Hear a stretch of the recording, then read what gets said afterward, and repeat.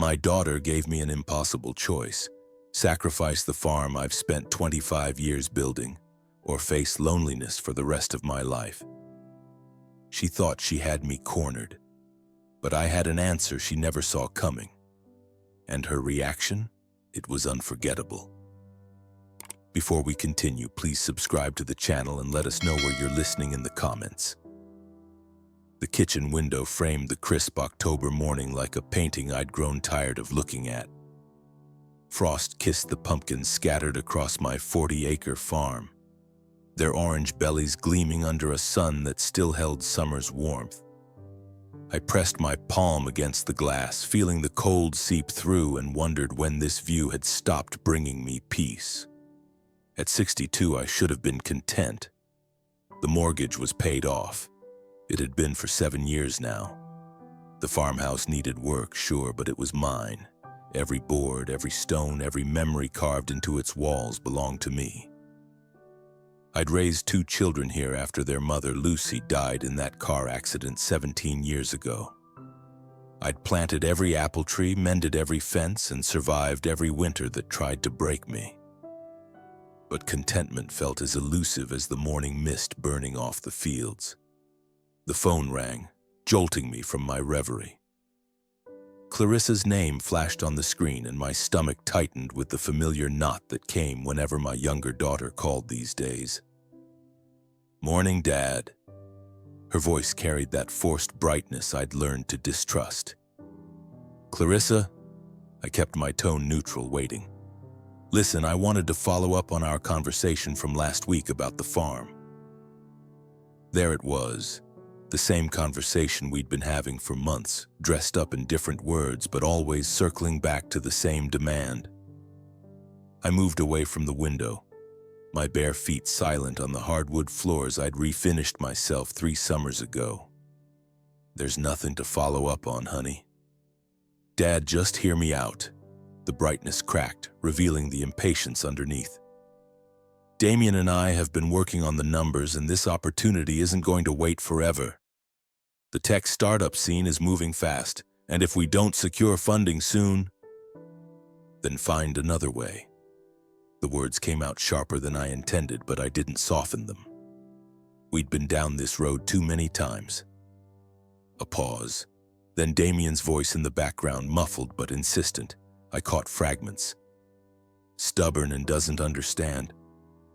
Clarissa cleared her throat.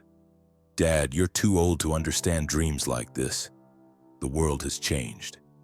Sitting on all that land when it could be turned into something meaningful. Too old." The words hit like a physical blow. I sank onto the kitchen stool, gripping the phone tighter. Too old to understand dreams. I didn't mean... Look, that came out wrong. But Dad, you're 62. What are you really doing with 40 acres? When was the last time you even planted more than that little vegetable garden? Each word was a small knife, precise and cutting. She wasn't wrong about the farming. I'd leased most of the land to neighboring farmers for the past 6 years. But she was wrong about everything else. This land isn't just an investment, Clarissa. It's what your mother would have wanted. I know you've said that 100 times, but Mom's been gone for 17 years and you're living in the past. The line went quiet except for the sound of my own breathing. 17 years. Had it really been that long since Lucy's funeral, when I'd stood in the same kitchen surrounded by casserole dishes and condolence cards, promising myself I'd hold on to everything she'd loved? "Damien wants to talk to you," Clarissa said finally. "He thinks maybe he can explain the business plan better than I can. Man to man." I don't need anyone to explain anything to me. But even as I said it, I could feel my resolve wavering. Not because I was considering their proposal. I'd never sell the farm to fund their pipe dream. But because Clarissa's words had lodged themselves under my skin like splinters, too old to understand dreams. Just think about it, okay? Damien's really excited about the possibility of you being involved. He says you could be like a silent partner, Part of our success story. Our success story. As if my 40 acres of sweat and memories were just another line item in their business plan. After I hung up, I stood in the kitchen that had witnessed every important moment of my life for the past 25 years. The table where Clarissa had done her homework, where I'd taught her to tie her shoes, and where we'd sat across from each other planning her high school graduation party. The counter where I'd kneaded bread every Sunday, where I'd worried over bills I wasn't sure I could pay, where I'd celebrated the final mortgage payment with a glass of Lucy's best bourbon. Too old. The irony wasn't lost on me. Clarissa, who'd lived off my generosity through college and her husband's first 3 failed business ventures. Clarissa, who'd brought home Damien 3 years ago like a trophy husband, and immediately started treating my childhood home like a resource to be mined. Damien, with his meticulously groomed hair and MBA from a school I'd helped pay for, who looked at my farmhouse like it was a quaint museum piece and my land like it was wasted potential. I walked to the living room mantelpiece and picked up the framed photo of my children from Julian's college graduation. 20-year-old Julian stood tall and proud in his cap and gown, his arm around his younger sister, 18-year-old Clarissa. Julian had that serious expression he'd worn since childhood. My responsible one, my steady one, my adopted one, though we'd stopped using that word years ago. Julian, who called every Sunday without fail. Julian, who sent postcards from Brussels, where he'd been working for the past 3 years, building his legal career and writing about how much he missed his dad's apple pie. Julian, who'd never once asked me for money, questioned my choices, or suggested I was too anything. The contrast stung. I set the photo down and noticed my hands were shaking slightly. When had they started doing that? Another sign of age. Another reminder that Clarissa might have a point about time slipping away. But time for what? To give up everything I'd worked for so she and Damien could chase another get-rich-quick scheme? The afternoon sun slanted through the windows, painting golden rectangles on the hardwood floor. I'd always loved this time of day when the light turned everything soft and forgiving. But today it felt different, like a spotlight on everything I was losing. Everything I'd already lost. My phone buzzed with a text message. Damien. Hi, Larry. Clarissa told me about your conversation. I'd love to chat with you about our vision for the startup. Maybe we could meet for coffee this week. I think once you understand the potential, you'll be as excited as we are. The fist bump emoji at the end felt like a mockery. Damien had never sent me fist bump emojis before. In fact, Damien had barely spoken to me beyond polite pleasantries at family dinners. But now that he wanted something, suddenly we were buddies. I stared at the message for a long time, my thumb hovering over the keyboard. Part of me wanted to type back something cutting, something that would make clear exactly what I thought of their vision.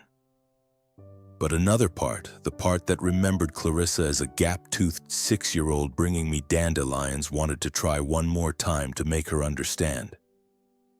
Instead, I typed, "We can talk." The response came immediately. "Wonderful. How about Thursday at 2? There's a lovely cafe in town, Hawthorne's Corner. I'll make a reservation. Can't wait." 2 fist bump emojis this time. The desperation was almost palpable. I set the phone aside and walked back to the kitchen window. The sun was lower now, casting long shadows across the fields.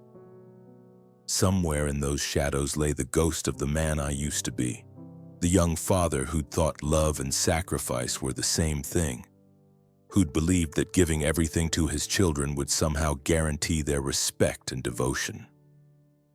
That man had been wrong about a lot of things, but he'd been right about one thing. This land was worth fighting for, not because of its market value or development potential, but because it was mine. Because I'd earned it through years of scraped knees and sleepless nights, through seasons of plenty and seasons of want, through the kind of daily choices that build a life brick by brick. Clarissa thought I was too old to understand dreams. What she didn't understand was that I was living mine, had been living it for 25 years, and I had no intention of letting anyone, not even my own daughter, take it away from me. Thursday couldn't come soon enough. Thursday arrived with the kind of crisp autumn air that used to make me feel alive. Now, as I stood before my bedroom mirror, adjusting the collar of my dark green blazer, it felt more like armor than clothing. I'd chosen my outfit carefully, professional but not desperate, confident but not confrontational, the kind of look that said I might be 62 but I wasn't anyone's fool. The drive to Hawthorne's Corner took 15 minutes through countryside that had barely changed in 3 decades. Rolling hills dotted with farmhouses like mine, their owners mostly my age or older. All of them stubborn holdouts against the creeping development that had swallowed the eastern edge of the county. I wondered how many of them had children circling like vultures waiting for the right moment to cash in on their parents' life's work. Hawthorne's Corner Cafe occupied a converted Victorian house on Main Street, all white gingerbread trim and hanging flower baskets. I'd been here exactly twice, once for my neighbor Hank's retirement party and once when the gentleman from church had organized a book club that lasted exactly 3 meetings. It wasn't my kind of place. All overpriced lattes and motivational quotes painted on reclaimed barnwood. But it was Damien's kind of place, which should have been my first warning. I spotted him immediately through the front window, perfectly positioned at a corner table with a clear view of the entrance. His sharp, modern haircut was impeccably styled, and he was wearing the kind of charcoal gray suit that cost more than my monthly grocery budget. Damien looked up and waved, his smile bright enough to power the cafe's Edison bulb fixtures. The host, a young man young enough to be my grandson, led me through the maze of mismatched furniture to Damien's table. The scent of cinnamon and expensive coffee couldn't quite mask the underlying smell of fresh paint and forced charm. "Larry?" Damien stood and leaned in for an air pat that barely grazed my shoulder. "You look wonderful. I love that blazer. It's so classic." Classic. The polite way of saying outdated. I'd bought this blazer for Lucy's funeral 17 years ago, and it had served me well for every serious occasion since. But under Damien's appraising gaze, it felt like a relic. "Thank you for meeting me," I said, settling into the chair across from him. "I have to admit I'm curious about this conversation Clarissa said we needed to have." Damien's smile flickered for just a moment. "Well, I thought it might be nice to talk without the women around. You know, sometimes they can be so intense about business." Their server appeared, another impossibly young man with a neatly trimmed beard and a small nose stud. Damien ordered something called a vanilla bean oat milk macchiato with lavender foam. I asked for black coffee and watched the young man's face fall slightly, as if I'd personally disappointed his artistic coffee aspirations. "So," Damien said, leaning forward with his hands clasped, "Clarissa told me about your concerns regarding the startup." He paused. "I completely understand your hesitation. It's a big decision." "Is it?" I kept my voice level. "Because from where I sit, there's no decision to make. The farm isn't for sale." Another flicker in that perfect smile. "Of course, and we respect that. But I thought maybe if you understood the full scope of our vision, you might see this differently. Not as selling the farm, but as transforming it into something bigger." The coffee arrived along with Damien's elaborate concoction topped with what looked like purple foam art. He photographed it with his phone before taking a sip, and I found myself wondering if anything in his life happened without being documented for social media. "Tell me about this vision," I said, though I already knew I wouldn't like what I heard. Damien's eyes lit up. "It's so exciting, Larry. We're developing an app called Terra Harvest. It connects urban consumers directly with local food producers. Think of it as the Uber of sustainable agriculture." The Uber of sustainable agriculture. I sipped my coffee and tried not to let my expression give away my thoughts. The beauty of it, Damien continued, is that we're not just building an app. We're creating a lifestyle brand, and your farm would be our flagship property, the face of authentic American farming. We'd build a state-of-the-art facility for food processing and distribution, maybe add a farm-to-table restaurant, possibly even a boutique hotel for agritourism on my 40 acres. Well, yes, we'd need to purchase the property to make the improvements, but you'd be a stakeholder in the company, a founding partner, really. Your name would be on everything, Whitmore's Legacy Farms or something equally authentic. Authentic. There was that word again, weaponized by people who wouldn't know authentic if it bit them on their designer jeans. And what would happen to my house? I asked. Oh, we'd absolutely preserve the farmhouse. It has such character. We might need to make some updates, you know. Open up some walls, add some contemporary touches, but the bones are gorgeous. It would make a perfect visitor center or maybe a charming cafe space. A visitor center. My kitchen, where I'd fed my children for 20 years, turned into a place for strangers to buy overpriced coffee and take selfies. Damien, I said carefully, what you're describing isn't transforming my farm, it's erasing it. His face fell into an expression of practiced concern. I understand why it might feel that way, but think about the legacy aspect.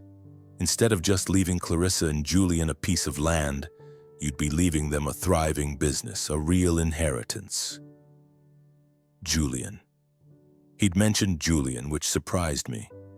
In the 3 years Damien had been part of our family, he'd barely acknowledged my older son's existence, especially after he'd learned he was adopted. Has Julian expressed interest in this venture? I asked. Well, he's been so busy with his legal work in Brussels, but I'm sure once he understands the opportunity. Damien waved his hand vaguely. The important thing is that you'd be securing both kids' futures. Both kids, as if he gave a damn about Julian's future. How much money are we talking about? I asked bluntly.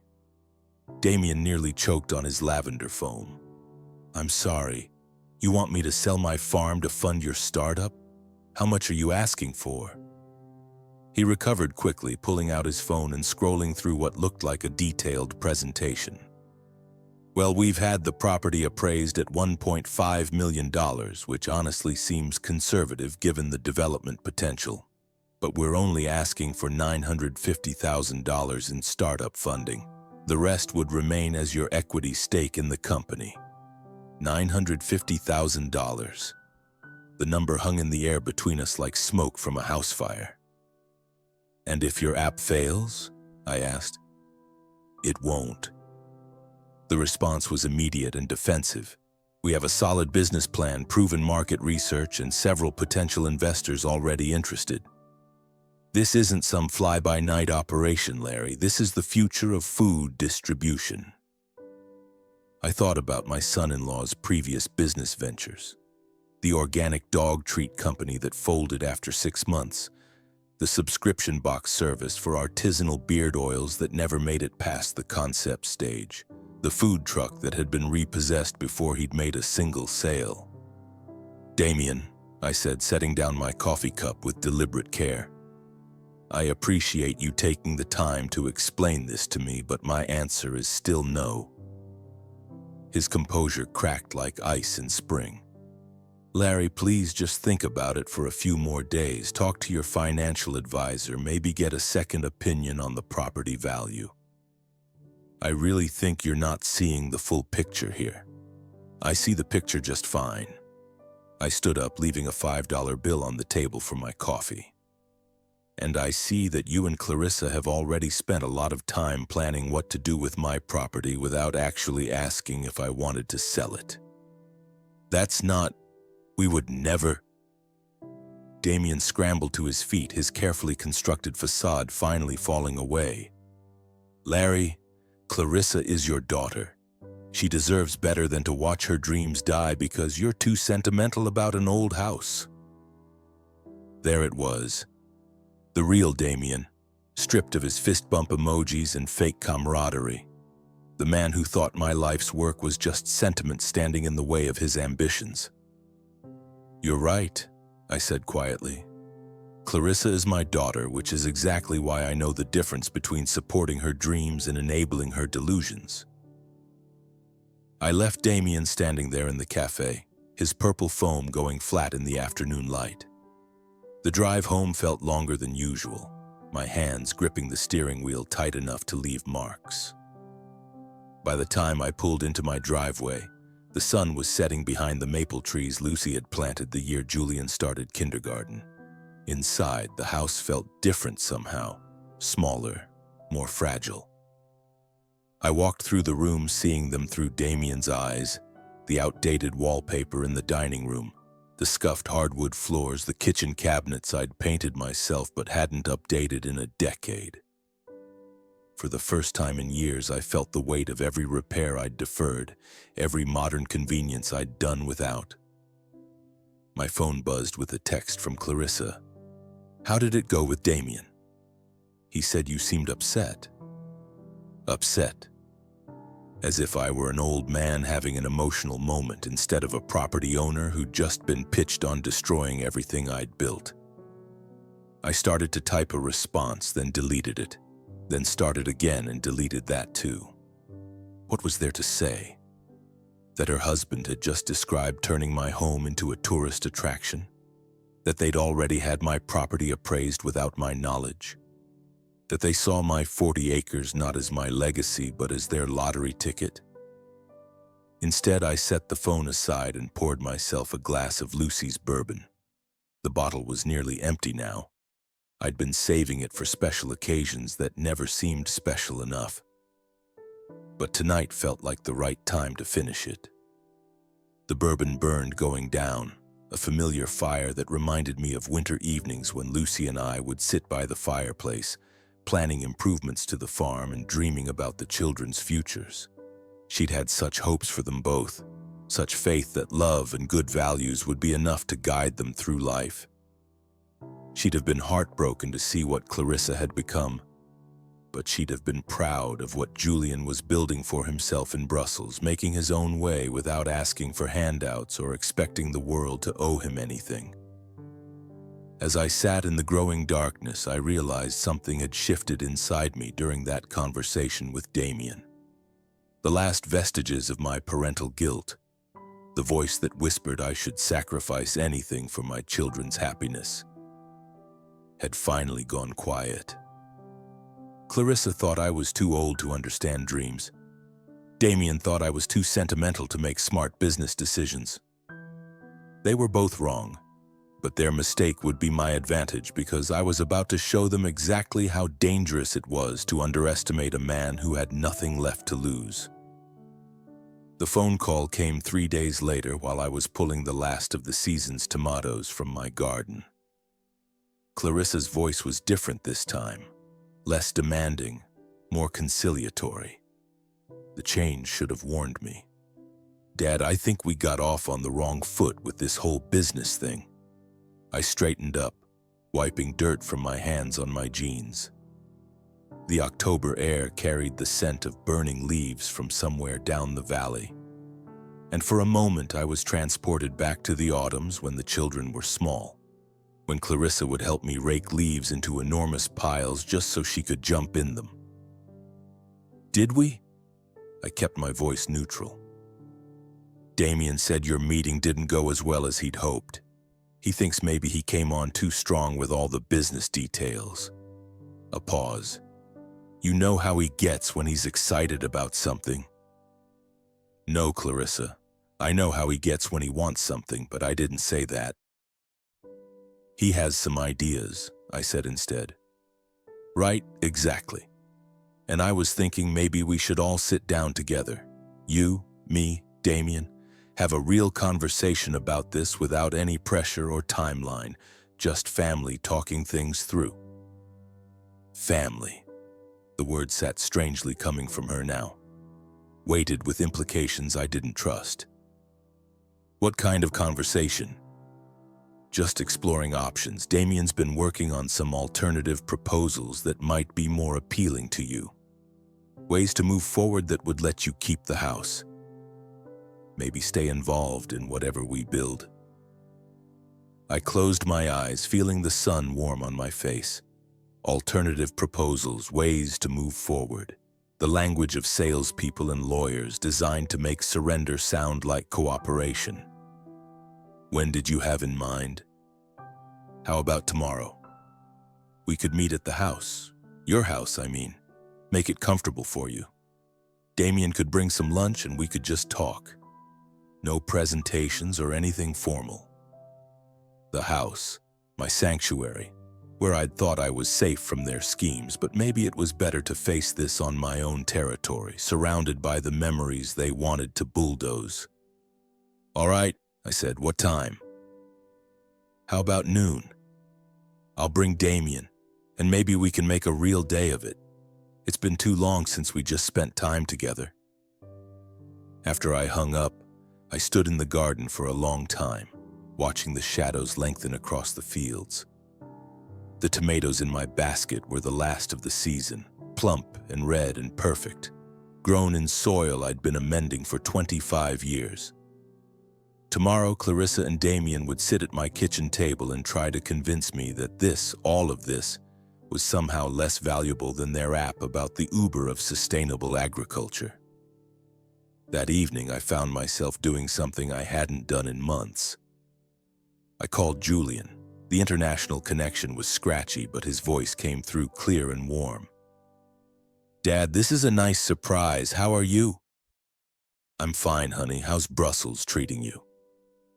It's incredible here. The architecture, the history, I wish you could see it. The legal work has been fascinating too. I'm learning so much about international property law. He paused. Are you sure you're okay? You sound, tired. Julian had always been perceptive, even as a child. While Clarissa charged headfirst into every situation, Julian watched and listened and saw things others missed. It was one of the reasons he'd excelled in law, and one of the reasons I'd always felt he understood me in ways Clarissa never had. I'm having some family issues with Clarissa and Damien, I said carefully. What kind of issues? I found myself telling him everything. The phone call about being too old to understand dreams, the cafe meeting with Damien, the upcoming family conversation that felt more like an intervention. Julian listened without interrupting, and I could almost picture him in whatever small apartment he was renting in Brussels, probably sitting at a desk covered with legal documents, his dark eyes growing more serious with each detail. Dad, Julian said when I finished, this sounds like they're setting you up for something. That's what I'm afraid of. Has Damien mentioned bringing anyone else to this meeting? A lawyer, maybe? Or a financial advisor? The question made my stomach clench. Not that he's said why, because this whole thing, the sudden change in tone, the insistence on meeting at your house, the talk about alternative proposals, it sounds like they're planning an ambush. They want you on your home turf because they think you'll be more comfortable, more likely to sign something. Sign something? The words hit me like cold water. Julian, I would never... I know you wouldn't, but Dad, you need to be very careful tomorrow. Don't sign anything, no matter how reasonable it sounds. Don't even touch a pen if they put one in front of you. After we hung up, I paced the house like a caged animal. Every room held memories of Clarissa growing up here. Her first steps in the living room, birthday parties in the kitchen, late-night talks about her dreams and fears in the den where Lucy used to read to both children. But those memories felt contaminated now, overshadowed by the realization that my younger daughter saw this house not as her childhood home, but as an asset to be liquidated. I barely slept that night. Every creak of the old house settling sounded like footsteps. Every gust of wind through the trees sounded like whispered conversations I wasn't meant to hear. By morning, I felt hollowed out, running on coffee and stubborn pride. Clarissa and Damien arrived exactly at noon, and I could tell immediately that something was different.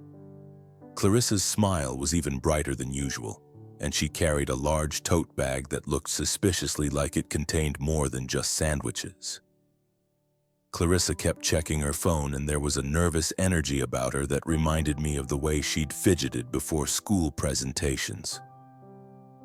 "Dad, you look great," she said, giving me a hug that felt rehearsed. "Thanks for agreeing to do this." Damien bustled into the kitchen like he owned it, unpacking containers of what looked like expensive takeout from the bag. "I brought lunch from that new organic place in town. I thought you'd appreciate the farm-to-table concept." Farm to table. Even their lunch was a sales pitch. We made small talk while Damien arranged the food on my good plates, the ones Lucy's mother had given us for our wedding. Clarissa complimented the house as if she were seeing it for the first time instead of having grown up here. Damien admired my coffee mugs, asking where he'd gotten them, though he'd drunk from the same set at every family dinner for 3 years.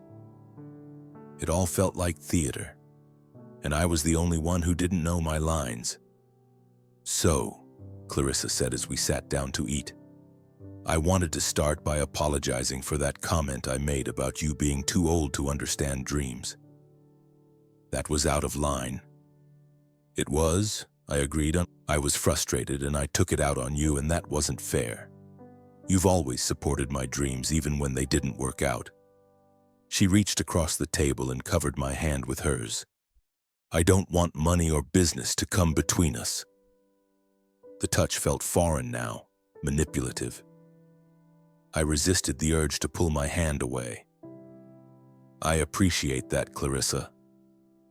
Damien leaned forward, his expression earnest. "Larry, after our conversation the other day, I realized I approached this all wrong. I was so excited about the business opportunity that I forgot this is about so much more than money. It's about family and legacy and respecting what you've built here." "Here it comes," I thought. "So we've been working on some alternative approaches that might address your concerns," she continued. "What if instead of selling the entire property, we develop just a portion of it? We could build the processing facility on the back 20 acres, leave the house and the front fields exactly as they are." Clarissa nodded enthusiastically. "You'd still own the farmhouse and the land around it. We'd just be your business partners on the commercial side." "Business partners," I repeated. "Equal partners?" "Well, not exactly equal," Damien said. "You'd retain majority ownership, of course, but we'd handle all the operations, all the business decisions. You wouldn't have to worry about any of that." "I wouldn't have to worry about business decisions regarding my own property." How generous of them. "There's just one small thing," Clarissa said, and I saw her glance at Damien. "To move forward with the permits and zoning applications, we'd need you to sign some preliminary agreements. Nothing binding," she added quickly. "Just paperwork to get the process started." Damien was already reaching into his tote bag. Our lawyer drew up some documents. Very basic stuff, really, just formalizing our partnership and giving us permission to begin the application process.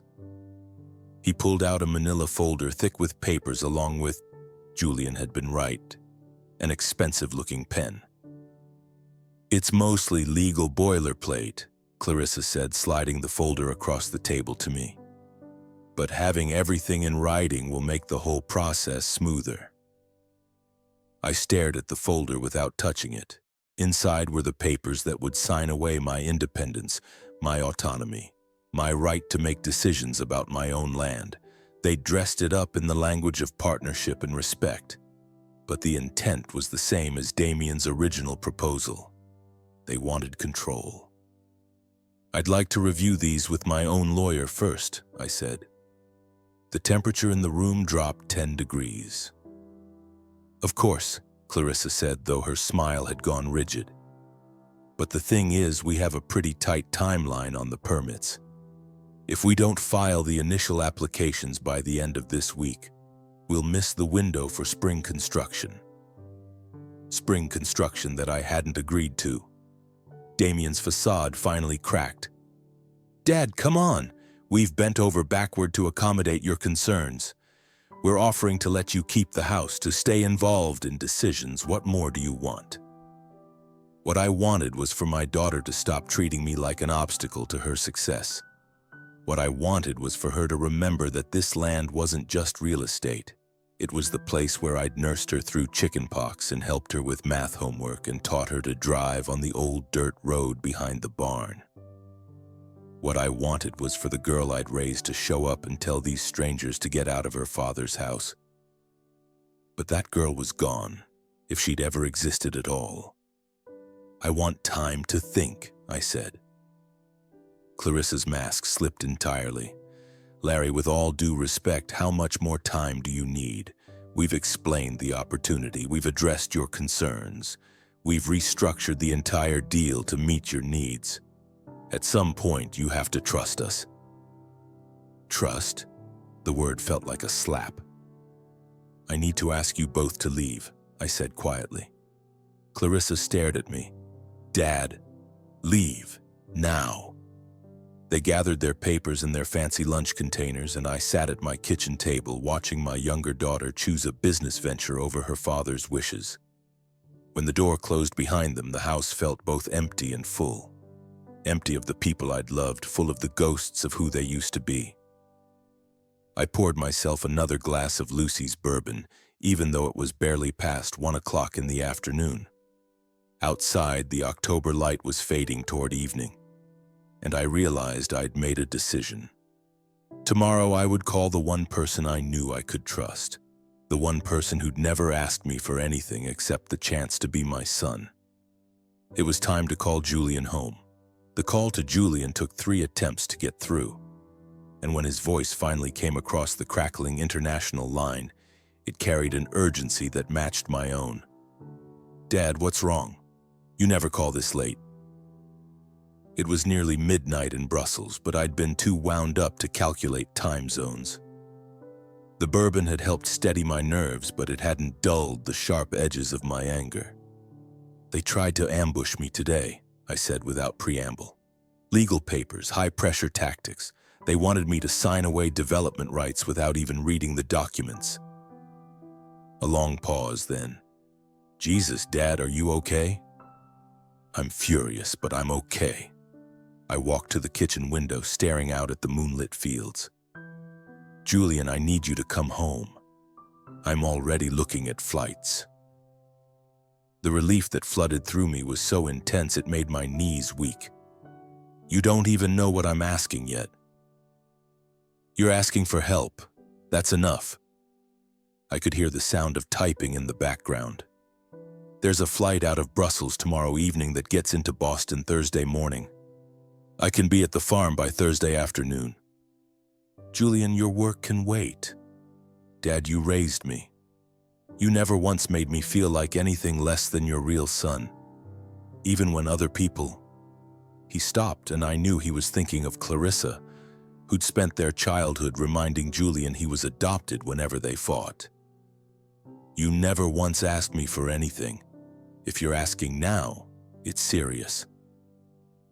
After we hung up, I sat in the dark living room, surrounded by the silence of the old house. For the first time in days, I felt like I could breathe properly. Julian was coming home. Whatever Clarissa and Damien had planned next, I wouldn't face it alone. The next day passed in a strange suspension of time. I cleaned the house from top to bottom, as if Julian were bringing important guests instead of just himself.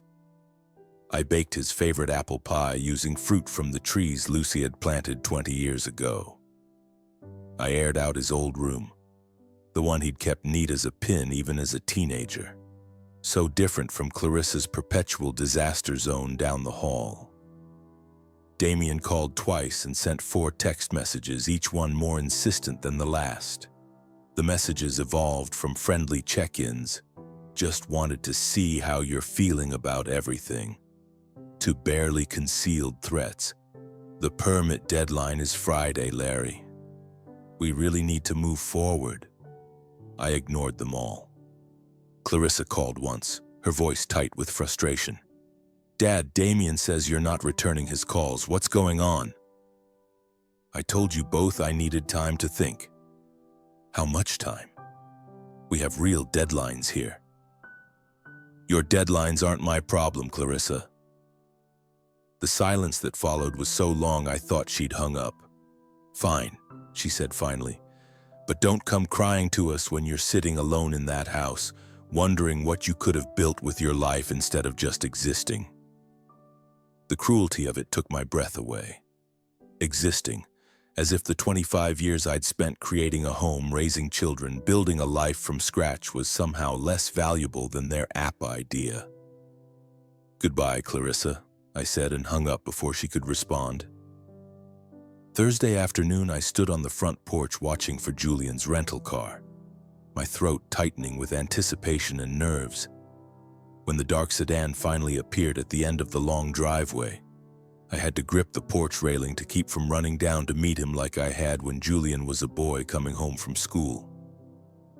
Julian climbed out of the car looking older than his 28 years, wearing a charcoal gray suit that spoke of European tailoring and success. But when he saw me, his face broke into the same smile he'd worn at 7 years old, and suddenly he was my little boy again. The one who'd asked me every night if I was sure I wanted to keep him forever. "Dad." He wrapped me in a hug that smelled of airplane air and expensive cologne. But underneath it all, he still smelled like Julian, like home. "You look so grown up," I said, pulling back to study his face. The soft roundness of childhood was gone, replaced by sharp cheekbones and the kind of confidence that came from succeeding on his own terms. "And tired. That's a long flight." "Worth every minute?" Julian looked past me at the house and his expression grew soft. "God, I miss this place. It looks exactly the same." "Some things don't need to change." I caught the underlying meaning and nodded grimly. "Tell me everything from the beginning." We sat at the kitchen table where I'd fed him countless meals, and I told him the whole story again. This time the details felt sharper, more painful. Hearing myself describe Clarissa's words, "too old to understand dreams," and Damien's manipulative lunch made me realize how thoroughly they'd tried to gaslight me into believing I was the problem. Julian listened with the focused attention of the lawyer he'd become, occasionally asking clarifying questions or making notes on a legal pad he'd pulled from his briefcase. When I finished, Julian sat back and shook his head. "Dad, what they're trying to do isn't just morally wrong. Some of it might actually be illegal. The pressure tactics, the rushed timeline, trying to get you to sign documents without legal review." He tapped his pen against the table. "It sounds like they're either desperate or they've got investors breathing down their necks, or both. Probably both." He studied his notes. "The question is, what do you want to do about it?" It was such a simple question, but it contained multitudes. What did I want? To punish Clarissa for her cruelty. To teach Damien that not everything was for sale. To protect the land Lucy and I had loved. "I want them to understand that I'm not a victim," I said finally. "I want them to know that underestimating me was a mistake." Julian's smile was sharp as a blade. "Then let's give them exactly what they're asking for." "What do you mean?" "They want a meeting with legal documents?" "Fine, let's have a meeting." He pulled out his phone. "What's Damien's number?" "I think it's time we called their bluff." I gave him the number, and Julian dialed with the confidence of someone accustomed to making calls that changed people's lives. "Damien, this is Julian Carter, Larry's son. I understand you've been trying to reach my father about a business proposition." His voice was perfectly professional, giving no hint of his true feelings. "Yes. I just got back from Brussels. I'm an attorney specializing in international property law." A pause. "Actually, I think a meeting would be an excellent idea." My father has been telling me about your startup, and I'd love to discuss the legal implications of your partnership proposal." I could hear Damien's excited voice through the phone, though I couldn't make out the words. "Tomorrow afternoon would be perfect," Julian continued. 2 o'clock. Excellent. "Oh, and Damien, you might want to bring your lawyer and your bank manager. This is going to be a comprehensive discussion about the future of my father's property. And I want to make sure everyone understands exactly what's at stake." After he hung up, I stared at him. "Julian, what are you planning?" "Justice," he said simply. "Dad, they think you're a lonely old man they can manipulate into giving up your life's work. They think because I'm adopted, I don't really count as family. They think because I've been in Brussels, I don't understand the situation here." His eyes hardened. "They're wrong on all counts." That evening, as we shared the apple pie I'd baked, Julian told me about his work in Brussels, about the complex international real estate deals he'd been negotiating, about the reputation he'd built for protecting clients from exactly the kind of predatory schemes Clarissa and Damien were running. "I've seen this before," he said. "Family members who think they can pressure elderly relatives into bad deals because they assume no one will fight back. The difference is those other clients were strangers. This is personal. Julian, I don't want you to do anything that could hurt your career." "Dad," he reached across the table and took my hand. "Do you remember what you told me the night before my college graduation?" I shook my head. "You said that success without integrity was just failure with better marketing.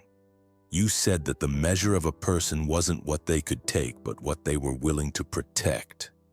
His grip tightened. "You protected me my whole life.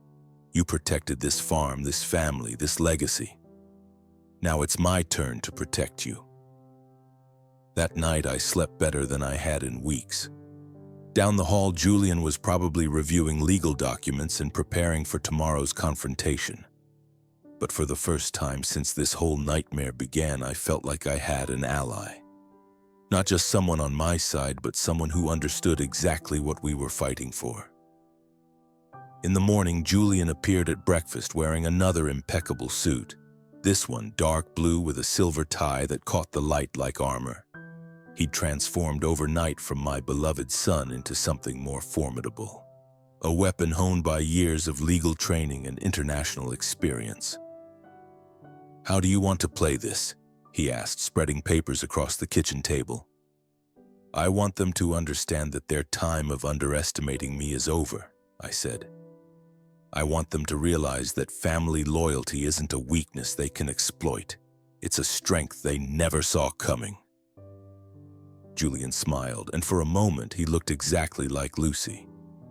The same quiet confidence, the same sense of justice that ran deeper than personal gain. "Then let's show them what happens when they mistake kindness for weakness," he said. "Let's show them what real family looks like." Outside, the October afternoon was crisp and bright, the kind of day that made everything look possible. In a few hours, Clarissa and Damien would walk into my house, expecting to find a frightened old man ready to surrender his independence. Instead, they were going to meet their match. At exactly 2 o'clock, I watched from the living room window as 2 cars pulled into my driveway. Clarissa and Damien climbed out of their sleek black sedan, followed by a man in an expensive suit carrying a leather briefcase, their lawyer, and a woman with a tablet, who could only be the bank manager. They'd brought their entire arsenal, just as Julian had predicted. 4 against 1, I murmured.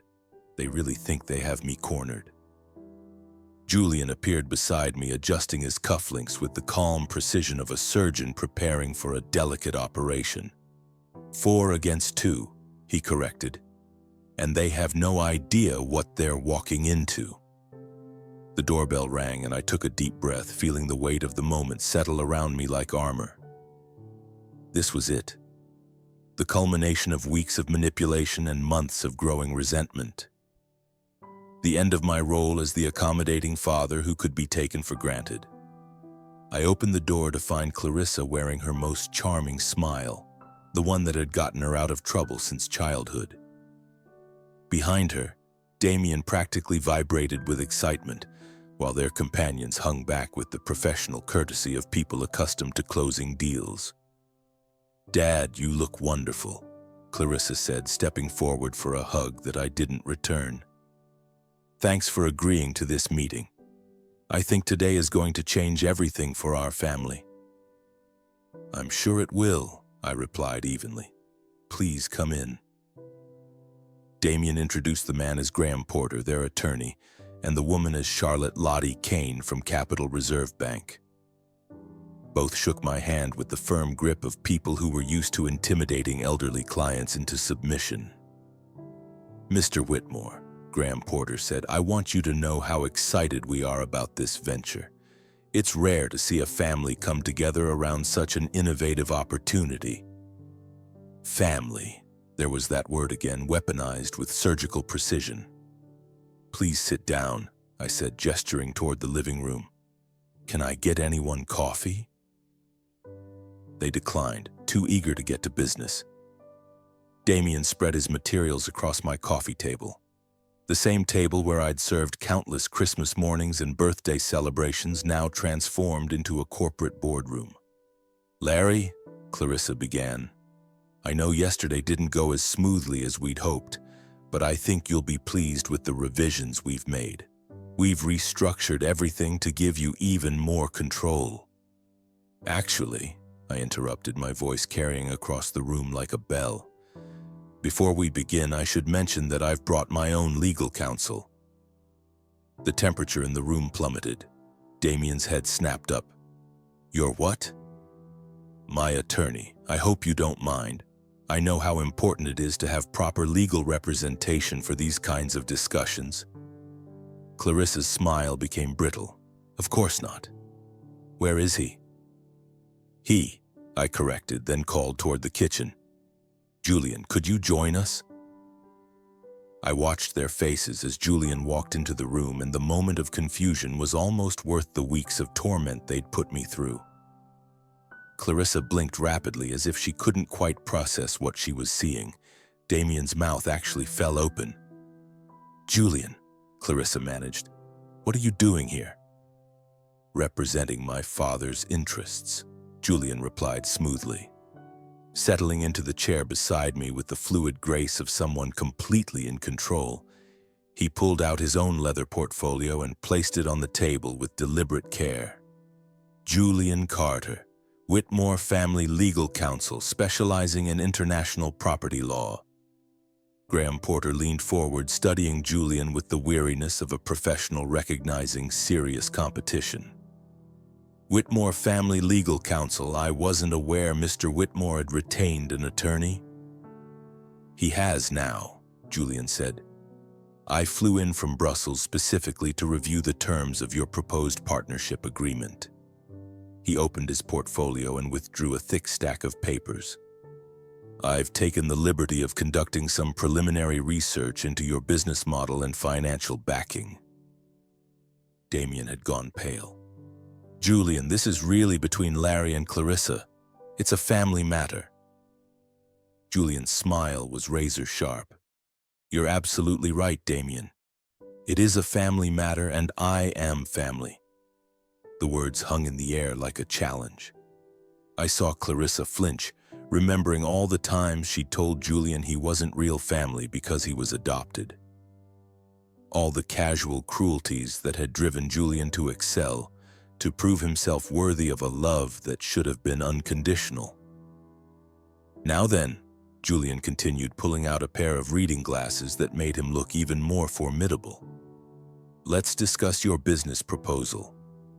I'm particularly interested in your funding model and your projected timeline for profitability." Graham Porter cleared his throat. "Perhaps we should start with the property development agreement." "Oh, we'll get to that," Julian said. "But first, I'd like to understand exactly what my father would be investing in. Ms. Kane, you represent Capital Reserve Bank. What's your institution's position on this venture? Charlotte Kane shifted uncomfortably.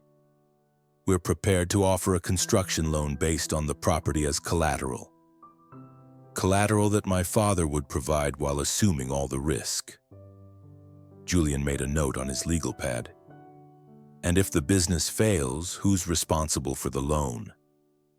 Well, the property owner would be my father alone. Another note. Mr. Porter, have you advised your clients about their personal liability in this venture? Graham Porter's professional composure was beginning to crack. The liability structure is clearly outlined in the partnership documents, which I've reviewed. Julian pulled out another set of papers along with some interesting background information on your client's previous business ventures. Clarissa went rigid. What kind of background information? Public records, court filings, the kind of due diligence any responsible attorney would conduct. Julian's voice remained perfectly pleasant. For instance, Damien, I was fascinated to learn about your organic dog treat company, specifically how it folded, owing $55,000 to suppliers who were never paid. Damien turned red. That was different. And your beard oil subscription service, the one that took advanced payments from customers for products that were never delivered. Julian turned a page.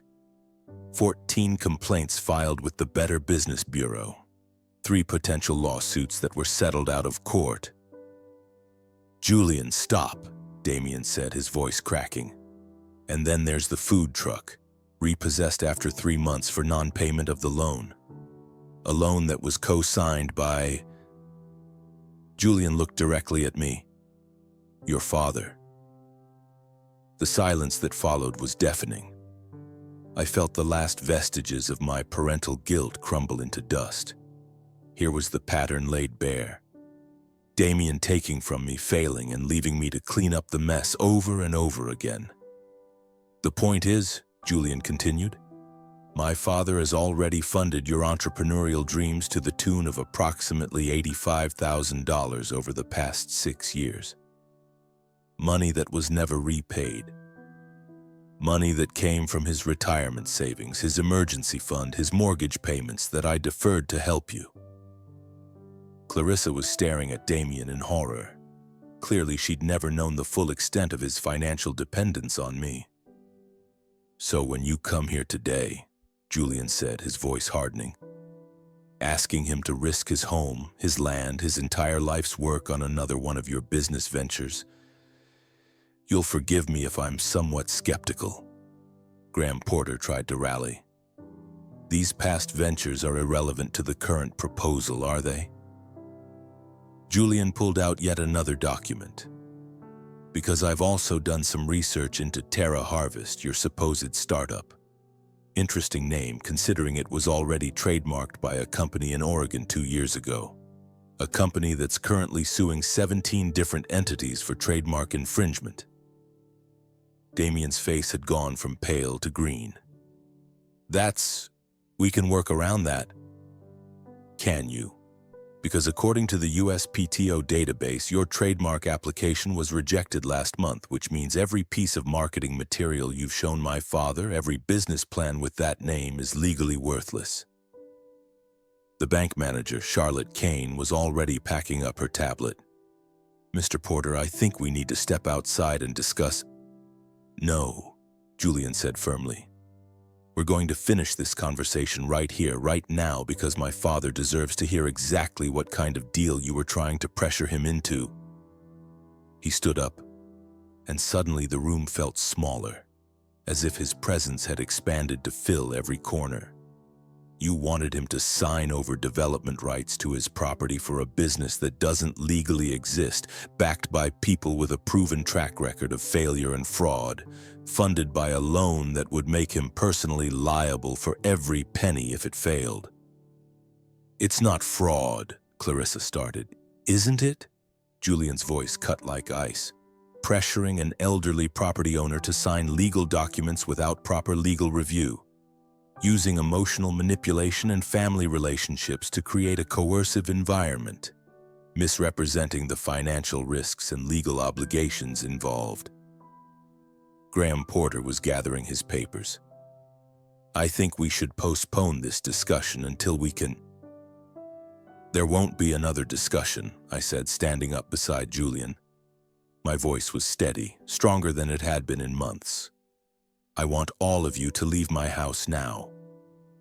Damien turned to me with desperate eyes. "Larry, please! You don't understand what this means for our future." "I understand perfectly," I said. "You saw an old man living alone on valuable land, and you thought you could manipulate him into giving up everything he'd worked for. You thought because I loved my daughter, I'd be too weak to say no." Clarissa was staring at me as if seeing me for the first time. "Dad, I never meant—" "Yes, you did." The words came out quietly, but they carried the weight of years of accumulated hurt. "You meant every word you said about me being too old to understand dreams. You meant to pressure me into signing those papers. You meant to take my home and turn it into your personal ATM. That's not—" "It is exactly what you meant." I walked to the front door and opened it wide. "And now I want you to leave. All of you." They filed out in silence, the bank manager first, eager to escape the wreckage of what she'd thought would be an easy deal. Graham Porter followed, already on his phone, probably calling his malpractice insurance. Damien paused at the threshold, looking back at me with something that might have been respect. Clarissa was the last to leave. At the door, she turned back one final time. "Dad, Goodbye, Clarissa." I closed the door and leaned against it, feeling the strength drain out of my legs. Julian was beside me instantly, his arm around my shoulders. "You did it," he said softly. "You stood up to them." "We did it," I corrected. "I couldn't have done this without you."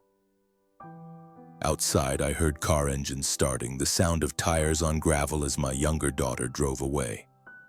Probably forever. The silence that followed should have felt empty, but instead it felt clean, pure. "What happens now?" I asked. Julian smiled, and for the first time in days it reached his eyes.